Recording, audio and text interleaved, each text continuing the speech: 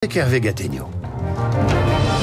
Hervé, bonjour. Bonjour. Dans la presse de ce matin, l'avenir s'annonce difficile, surtout pour le Premier ministre, mais pas seulement. Le sort de François Bayrou est encore à la une de tous les journaux ce matin et les pronostics sont encore pires qu'hier.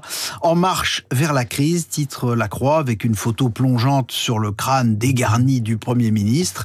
En décidant d'engager la responsabilité de son gouvernement devant l'Assemblée nationale, écrit le quotidien catholique, le Premier ministre a coalisé les oppositions contre lui. Selon le Figaro, sa chute est dans toutes les têtes. Personne ne croit aux chances du Premier ministre de passer le cap du vote du 8 septembre, lit-on dans les Échos qui évoquent les 2 semaines sans illusion du gouvernement Bayrou. Selon le journal L'Opinion, Emmanuel Macron lui cherche déjà un successeur. Bayrou prépare son pot de départ, ricane le canard enchaîné, pot s'écrivant PAU comme la ville du Premier ministre. Le Parisien annonce une tournée d'adieu de François Bayrou. Il sait que c'est un trou de souris, mais il va se battre, dit un de ses proches dans le Parisien. Je me battrai comme un chien, confirme François Bayrou dans l'Express. On n'a jamais vu un chien entrer dans un trou de souris. Un autre dirigeant voit son avenir compromis, le président argentin Javier Milei, compromis par plusieurs scandales. Libération décrit un président cerné par les affaires. Courrier international évoque, citant la presse de Buenos Aires, la pire semaine depuis son arrivée au pouvoir. À 2 mois des législatives, les scandales s'accumulent. La propre sœur de Javier Milei, qui est aussi secrétaire général de sa présidence, est accusée d'avoir touché des pots de vin sur des commandes publiques de médicaments.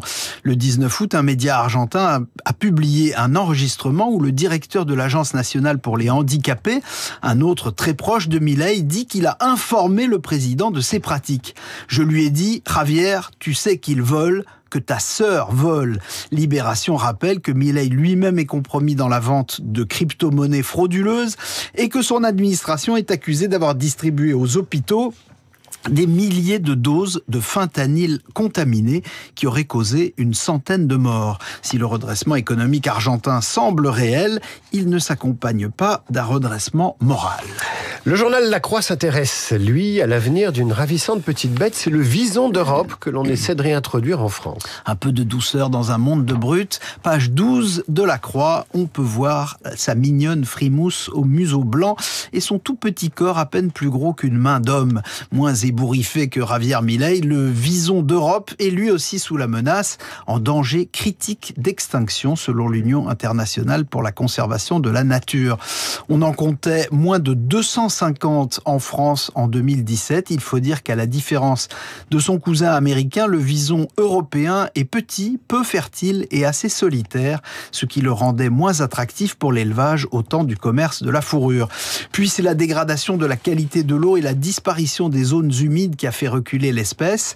La Croix décrit le premier lâcher de vison d'Europe né en captivité qui a eu lieu lundi en Charente et en Charente-Maritime. Il y en a déjà eu en Allemagne et en Estonie, pourvu que ça marche. Lâcher de vison, c'est la première fois que j'entends cette expression. Dans Ouest France, une étude qui invite beaucoup moins à l'optimisme. Malgré les risques de submersion, le marché de l'immobilier sur le littoral français continue à prospérer. Ça paraît insensé, mais c'est ainsi. Ouest France dévoile une étude d'où il ressort que 33 000 logements considérés comme à risque ont été vendus entre 2020 et 2024 et même que les prix continuent d'augmenter. Le montant total de ces transactions dépasse 8 milliards d'euros. Et plus de 3 000 nouveaux permis de construire ont même été accordés par les municipalités dans ces zones, alors que, selon les prospectives, 1 million de parcelles cadastrales situées dans les mêmes zones côtières seront menacées de submersion ou par l'érosion d'ici à 2050. L'immobilier dans le déni, titre donc Ouest France pour donner l'alerte, parce que les départements bretons et normands sont les plus exposés au risque de submersion. La mer y gagne du terrain chaque année, mais on observe sur la carte publiée par Ouest France que cette folie immobilière s'étend sur toutes nos côtes et même jusqu'au département d'outre-mer. Dans le Figaro, une autre vague qui monte, celle du padel. Ce nouveau sport dérivé du tennis qui attire de plus en plus d'amateurs et qui fait de plus en plus de mécontents. Pour ceux qui l'ignorent encore, le padel est une sorte de mini-tennis qui se joue sur des terrains en forme de cage de verre qu'on appelle des pistes et non des courts. Le Figaro précise qu'il est apparu à Marbella en 1970. C'est pourquoi on dit padel padel et non paddle. Son essor en France date d'après le confinement car il est plus ludique et moins technique que le tennis et permet de se dépenser en s'amusant. Il y a aujourd'hui 3600 pistes de padel en France pour 1 million de pratiquants et presque autant de voisins qui s'en plaignent car voilà, le boom du padel se traduit par d'énormes nuisances sonores. Selon une étude néerlandaise, le padel produirait un bruit supérieur de 20 décibels par rapport au tennis.